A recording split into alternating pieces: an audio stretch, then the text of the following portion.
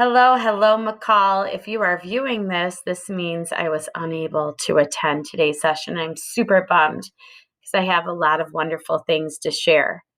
But this presentation is pretty much laid out where you're going to be able to navigate through and get the gist of all the things that I have found helpful with dealing with STEAM, hands-on learning in this pandemic environment. So welcome, enjoy, and I hope that you enjoy some of the projects and lessons that I'm getting ready to share. So I did have a short questionnaire just to see who you are, how I can maybe customize this to your specific needs. Nonetheless, though, I'm curious to see who's out there and who's interested in learning this stuff. So go ahead and take the time to fill that out. And then it's a little bit about me. I am Jennifer Bond. I'm a middle school design technology teacher at Clifford Smart Middle School in the Walled Lake Schools. This is my 22nd year as an educator. 20 of those years were spent in elementary, so I'm still getting the gist of middle school life. I live in Brighton with my two children, and I am the owner of Ore Creek Craft Cider in Pinckney, Michigan. So get to have kind of a dual role there, and it's been super fun. As far as my pandemic learning experiences, in March 16th, we started like right away getting children involved in Google Classroom, recording daily videos, engaging them in asynchronous learning. But then I also offered some Zoom check-ins, more for social emotional check-in. Starting in August through January, our whole first semester, we spent completely virtual. I was teaching in my living room sometimes, in my basement sometimes at the school. We have block scheduling, AB days that are 105 minutes long. And then starting second semester, we came back with the high flex tandem teaching model, limited in person with two cohorts. We've had, A through K on one day, L through Z on another day. So some kids in the screen, some kids in front of me. And then I also am in charge of the fully virtual children, which we call our path. And starting on Monday, we are welcoming anyone that would like to come back to school that were originally designated as limited in person to come back, but we will still have those kids in the computer. So I will be high flex for the rest of the year. Some of the session goals for today, I want you to learn about the ways to engage students with just very simple materials, things that most houses would have, just to kind of enhance their STEAM skills. You're also going to learn about some fully digital. We found that with our classes, we'll try to do digital and then hands-on, digital, hands-on, and have a nice mix-up of that. Because as you know, anytime you can get kids to be away from the screens is a bonus because of everything that they've had to do digitally. And then also I'm going to highlight the maker kits that we've been able to provide. I do have to say many of these lessons, many of what I've done to help me get through this pandemic learning experience, connect with these two women, Mary Weaver, who is the McCall president-elect. She is a STEAM teacher in Holt, and she has been a wonderful resource. We bounce ideas and share ideas constantly. Even before the pandemic, she was definitely somebody I bounced ideas off all the time. And then Gina Sartor, who is my colleague in Walled Lake, another design technology teacher. So I've been very lucky to have her to collaborate with and share lessons. So this is my team, my STEAM team. And one of the quotes that really has given me that perspective of like, all right, you've got this, Jennifer, says, you have been assigned this mountain to show others it can be moved. And this pandemic has given me a lot of emotions where I doubt myself and doubt that that mountain is budging anything. But I try to keep this in my forefront and just know that this has been a really hard year. I have been very emotional at times. I have been very frustrated, very angry, and all of the feels. And the one thing that stayed true is that we're doing this all for kids. This is their opportunity to, we say be part of history, but when they're older and they're telling their children about the, years that they had to spend during the COVID-19 shutdown, I want them to have some positive memories, and from me as a teacher, from their experiences in the classroom. And I just know that if I can keep my students in the forefront, I will be able to move ahead and have that positive energy, even when inside I'm not feeling that positive. So, speaking of that positive energy, that plays into number one, we have to focus on that social emotional learning. And some of the ways I do that is I just incorporate a quote of the day. We have quick conversations about things. And sometimes those quotes will just be a general quote. Sometimes those quotes will be specific to the lesson that we're doing and or things that I'm noticing in the classroom. And so that's been helpful. One time I was talking about I think it was something about, I don't, maybe it was plans or something. Somehow there was a quote from Walt Disney. And at the time, we are actually doing things with blueprints. And then I found a blueprint of the castle. I'm like, this is beautiful. We can talk about blueprints. We can talk about plans. But then we're also talking about social emotional learning. So those types of things are definitely, I think, a positive every day. And in fact, last year, when I did just even the asynchronous daily videos, I used the quote. And one of my students in the end of the year reflection said, by Mrs. Bond sharing those, she made me feel that everything was going to be okay. And again, children are looking to us and how we're dealing with all of this. And if we can be as positive as we can and just keep moving ahead, that is helpful. But also bringing in student voice and acknowledging the struggle. One of the things I do from time to time is a one-word check-in, and the students, share what they're doing. Then I just go ahead and put them into a word cloud. And then I integrate these into the lessons just so kids know that, hey, you're not alone if you're feeling stressed. Look at how big stressed is. Or look at how big stressed came from this week to this week. What do you think is changing this? And having those questions or those actual conversations and acknowledging that everyone is dealing with this completely different. Some people are completely fine with remote learning. Some people are just petrified of it. So acknowledging that student voice has been something that's been very positive. Positive. Um, One time last year I did, and one time I dedicated a whole class period to self-care, and we talked about all the things that you could do for self-care, and they loved it. And I got so many emails from parents saying, thank you, Mrs. Bond. They needed that. We had a dance party in our kitchen, or it was so nice to see that my child did this. And some kids took showers. And like, if you haven't taken a shower in 2 days, use this time, take a shower, feel good. That helps you feel good. Hygiene is important. And also going through, doing a craft. Some kids played with their pets. I mean, it was just all over the board, catching up on work. And that was a positive thing. So I've tried to integrate moments of self-care time throughout the classes, but I did dedicate one class, and it was probably one of the best things I did in the fall. So now to the guts of this presentation. Simple STEAM tasks and challenges with materials. And these are things I did when we fully shut down last year. One of the things, and I have links throughout this whole presentation. So I'm going to go ahead and just kind of speed through, but just know that there are links. So you can click on them and you can see our presentations, you see our videos. Feel free to make copies and amend it. Survival is success. Use what you need to use. So we did a paper chain engineering to see how one piece of paper could stretch out as long as they could, and measurement and all those types of things. And it was amazing how some kids got really teeny tiny chains and made it work. Another thing we did was in aerospace engineering, and the kids thought it was awesome because dude perfect videos were kind of the first part of it. And then they made paper rockets that they would shoot out of straws. We also have done like paper structures, and I'm sure you've seen some of these where you try to support textbooks, and I gave them some criterion and constraints as far as that goes.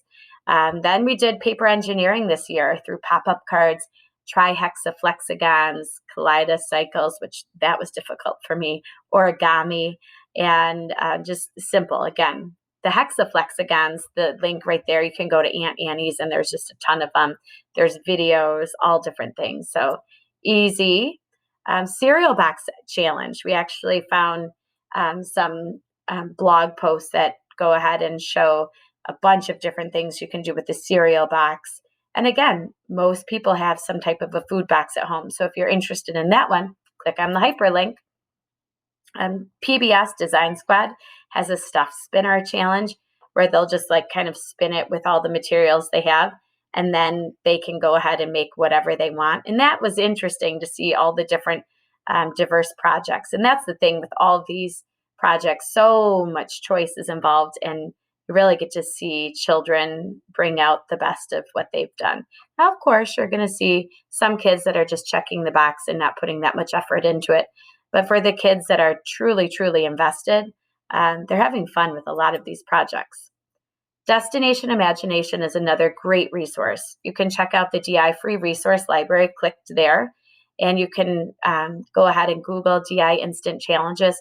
And there's just a ton of instant challenges that you can utilize, simple materials around the house, cups, straws, pipe cleaners, things like that.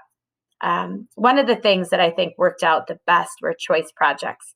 Involving student choice is so very important. We did passion projects. We did an autumn choice. We did a Be a Maker challenge. And the Be a Maker challenge, you just went through like, okay, makers are anyone that do anything you can make. And there you go. And they had like a week to do something. And it was really neat, from baking to Minecraft. Kids love Minecraft. You tell kids that they can do Minecraft, there's amazing things that can happen. I have found so much with that. But if you're interested, again, those presentations are there. And one of the things with the choice projects is kids, really get to bring out like what they're curious. I had this young man, he went crazy with these choice projects. He made like this repulsor that actually shot out like a taser thing under the supervision of his parents, of course. But through, he had steam that was coming out. He's done so many crazy things, way more than I would have done in the classroom. And because of this, he never knew he wanted to be an engineer until this fall. And that was all engaged through home learning and our STEAM projects. And now I have no doubt that in his future, he's going to be an engineer. Children that enjoyed the pixel art, they chose to do even more pixel art. They made pies and cakes and cookies and gingerbread houses. And it was just amazing to see what they were able to do when you gave them those options. Here's one of the autumn choice. From kids creating costumes to kids just drawing to kids making corn mazes and haunted houses in Minecraft. And we had done Tinkercad before. Some kids did a haunted house in Tinkercad, pumpkin carving. I mean, it was just so neat to see all the different ways that kids have done it. And I'm going to pat myself up just because this child, he was doing his costume, and every day he was adding elements, and he went around the house finding random materials. It was just really super cool. So one of the things, there's Passion Project video lesson. This is from last spring. So this is a little video that you're welcome to watch as well. I'll click. And now to digital STEAM. One of the cool things, and Mary Weaver gave me this idea, is the Google Slide Rooms. And you can go ahead and use Google Slides to actually build a set room. And there's different things that you can do. And for this, transparent PNGs, for actually having kids search for that, that was a good skill that they've learned. And finding those transparent, PNGs sometimes can be hard. So we use this wonderful site. If you don't know about it, use it, remove.bg. In fact, I just did it yesterday for our post for our cider house. We were doing kiwi cider. And I went ahead and took a kiwi and did the remove the image, and then you can erase things. So you can actually erase. So I made heart little shapes to make the shamrock, and then just pulled them into Canva. So that's fun. So if you have not used remove.bg, do it. Home Styler is another. It's an Autodesk app that allows you to render rooms, and it allows you to put in furniture and different things like that. There's also virtual maker spaces. I got this from Mrs. Kuntz and Shannon McClintock, and you're welcome to click on those and see. Also, Google Applied Digital Skills, a wonderful resource. I just did this for, well, actually, I recorded a video for this Saturday's workshop with Dave, and there's a presentation here. I also did it for REMC, so that's out there. So if you want to learn more about Google Applied Digital Skills, you can check that out. If you're just interested in pixel art, you can check that out. I would say pixel art is a must. You're must. Kids love it. And you can do the conditional formatting or art with sheets lesson on Google Applied Digital Skills. And then you could transfer it into Piskel, which is an animation app that allows you to do frames of pixel art and do that. Then you can move forward with Mystery Pixel Art. So Mystery Pixel Art is a way that you can conditionally format pixel art, and then as people are answering specific content questions correctly, the picture builds. And there's a Facebook group that everyone share, like thousands and thousands of people that share amazing creations daily. So again, no need to recreate the wheel. Of course, computer science is a definite digital maker thing. This is my presentation that you're welcome to use for computer science. And then getting to maker kits. We did maker kits, and we got our district to purchase materials for all of the design tech students. We have paper circuit things, straws, tape, popsicle sticks, chenille stems, felt, needles, all different types of things. And here are some of the example lessons that we've done with circuits, with engineering design process, with the 50 stick challenge, with the sewing. Sorry, my husband's talking. And then one of the things I'm really excited about is making these little mice for a community outreach project that we're going to go ahead and do, where we will give these little pet toys to animal rescues, and super cheap, where I was able to go to Joann's for $6.99, get a 72-inch yard of felt for $6.99. I mean, and it created 70 rectangles that can make a mouse. And another neat thing is you have those coupons, 40% off, could be even cheaper. One of the things we did earlier in January was making at home, and I did a presentation for REMC with Matt Hawkins from Gull Lake. And so this particular presentation goes through a lot of visuals about the maker kits specifically. So you're welcome to click on that too and check those out. And just through all of this, these are some of the comments, and wish I could share more. I was going to share more, but here's a few. I just feel like all of this has been edgy wins. When here's a student, she's amazing, by the way. She said, I've done many projects this marking period and enjoyed all of them. Took a while to get the hang of online learning, but I'm doing pretty well with it.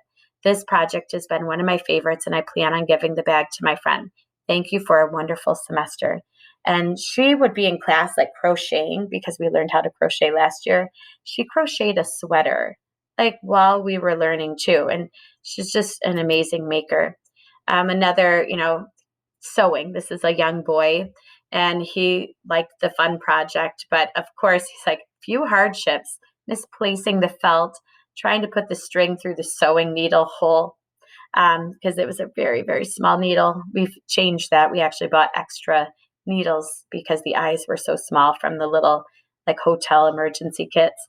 But the biggest thing, I learned a new skill, and I will most likely use this experience quite a lot to remind me of the fun times of my youth and to help sew things together. Like, think about it. Later on in his life, he's going to sew on a button. He's going to think of design tech and the COVID-19 shutdown. And then finally, this young man, he actually had a blanket or a comforter sewn by his grandmother for Christmas. And then when, whoops, I did not put his quote there. I copied the thing. So ignore that quote. But he actually took the initiative to call his grandmother, and he said, hey, I'm going to be sewing. Can I do a sewing project with you? She had leftover fabric from his comforter, and she's like, sure. So they went over after school and got everything set up. So not only did he learn skills, but also he created a memory with his grandmother, which I think is awesome. And so another thing during this whole experience, just in general, if you're curious, because it's all about pandemic, one at my church asked me to share for the United Methodist Women just reflections of what it was like to be a remote teacher, just so people could have perspectives. And so this video goes through some of the questions that they've asked me as far as, what I've learned. What do I hope parents would know from this? What's been the struggle? What's been the success? And so if you're curious, there's another video on that. It's 15 minutes, so you might want to play it at a faster speed. And then with that, I know I wish I could be there, but nonetheless, if you have any questions, just reach out to me, teamthirdgrade@gmail.com, on Twitter @teambond. You can find some things at edtechcheerleader.com. But on Voxer, I'm at Jen Bond, and I love chatting on Voxer. I do it on my commutes. I connect with educators from all around North America. And if you're on Voxer, just send me a Vox, ask me questions. I'm more than happy to share out. And please, any of the things that I've used, make copies, take screenshots, do whatever you can do. But I hope that your pandemic learning experience is going okay. And I hope that you will find a lot of benefit from the projects that I've shared. Have a great rest of your McCall.